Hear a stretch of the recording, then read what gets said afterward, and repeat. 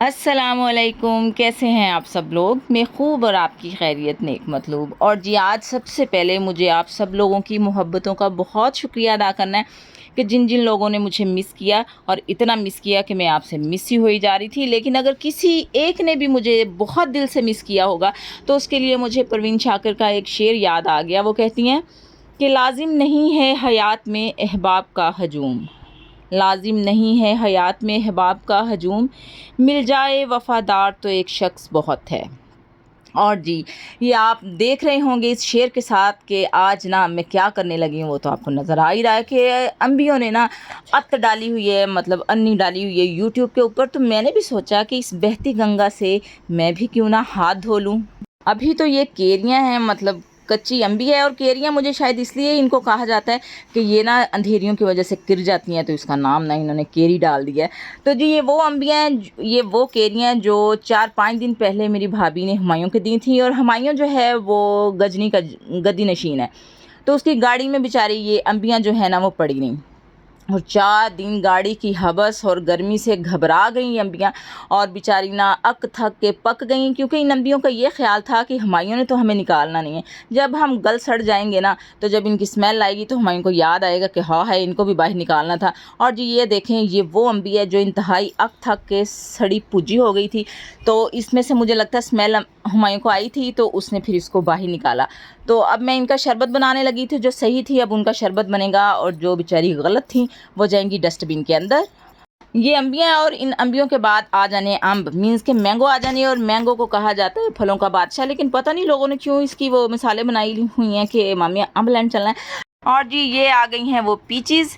और ये वो मैं आपको पीच दिखाती हूँ जिस बेचारी की पीच निकली हुई है, मीन्स के बेचारी का हाल सत्यानाश हुआ पड़ा है। और ये फ्रूट वाले ने ना मुझे सज्जी दिखा के खपी मारी है, मीन्स के मुझे उसने इतना बड़ा धोखा दिया है कि ऊपर से ये पीच जो थी वो ऐसे लग रही थी जैसे इसने ना मुकाबला हुसन में जाना है।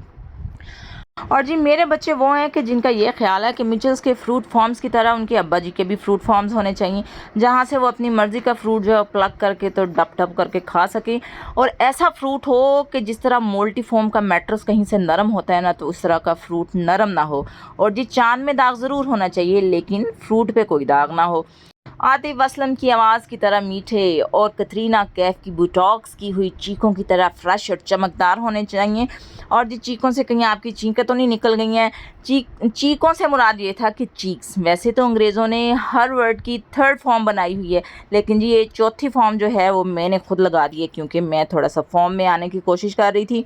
और जी इस फ्रूट से मुझे याद है कि जब कभी मैं शॉपर खोलूँ और उसमें से कुछ ऐसा थोड़ा बहुत फ्रूट निकल आए, तो फिर बच्चे ना नाक मुँह इतना चढ़ाते हैं कि हमने नहीं ऐसा खाना, हमने नहीं वैसा खाना। तो मैंने उनको कहा कि सबसे अच्छा फ्रूट जो है ना दुनिया में वो चाइना में मिलता है, फिर उसके बाद इंडिया, फिर ब्राज़ील, फिर टर्की, फिर मैक्सिको, यूएसए, इंडोनेशिया और स्पेन, और फिर उसकी इतनी लंबी लिस्ट है, वहाँ से मिलता है। वहाँ तक हम जा नहीं सकते, हमारी इतनी औकात नहीं है। उसके बाद जो अच्छा फ्रूट होता है, जो मतलब बहुत अच्छी चीज़ें होती हैं, वो जन्नत में मिलती हैं। और जन्नत मेरे पैरों के नीचे, पैर मेरे कभी तुम लोगों ने दबाए नहीं है।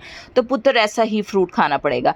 अब जी ये वही फ्रूट है गला सड़ा, जिसको देख के बच्चे नाक के साथ मुंह भी चढ़ा रहे थे, वो मैंने अब सारा काट लिया है। और काटने के साथ साथ अब ये जो है इसका शेक बनने लगा है। तो अब ये शेक होगा। और ये जो चीनी आ गई थी, ये वो चीनी है जिसमें उन्होंने थब्बा सारी यूरिया खाद डाली होती है। और वो खाद खा खा के हम पूरे खाद्य ही हो गए हैं।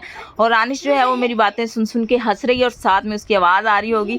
और जी ये मैंने पानी डाल के तो ये सारी जो इसके अंदर अल्लम गलम था डाल दिया। और जी ये मिक्स फर्टिलाइज़र्स के साथ मिक्स जो वाइट पॉइज़न है, इसको चीनी को वैसे वाइट पॉइज़न भी कहा जाता है, तो वो मैंने डाल दिया।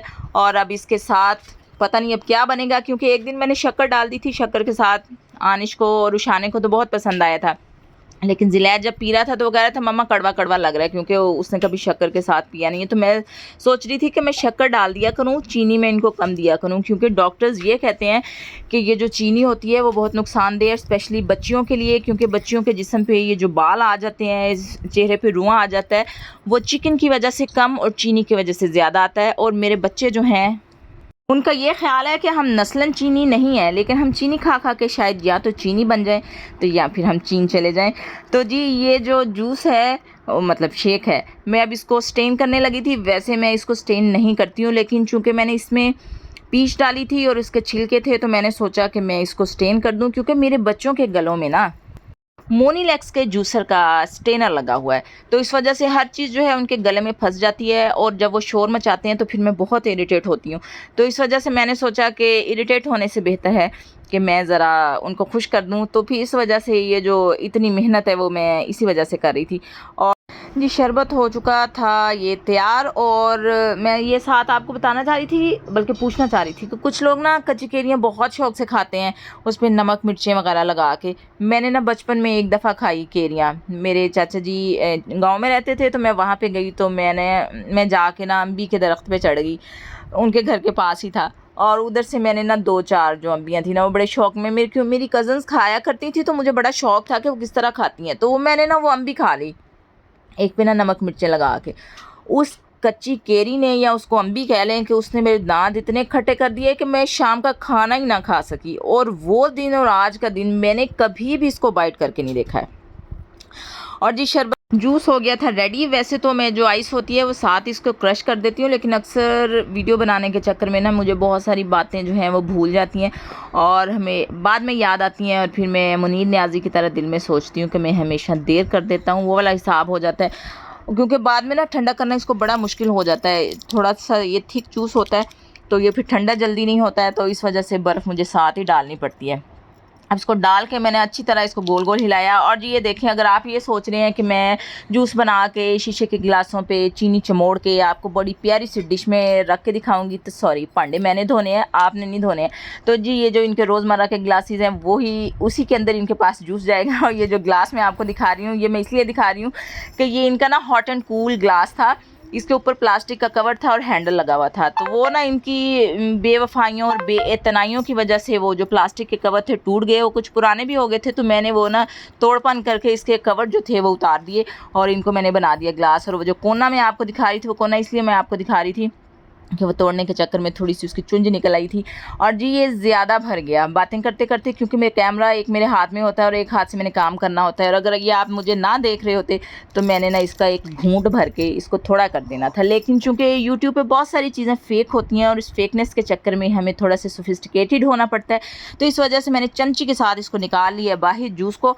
और जी, last but not the least, जो मेरे चैनल पे न्यू है प्लीज़ इसको सब्सक्राइब कीजिएगा, और अगर आपको मेरी वीडियो पसंद आती है तो इसको लाइक और शेयर भी ज़रूर कीजिएगा, और अच्छे अच्छे कमेंट भी कीजिएगा, और साथ लगी बेल आइकॉन को ज़रूर दबाइएगा, ताकि आपको आने वाली मेरी हर नोटिफिकेशन बआसानी मिलती रहे।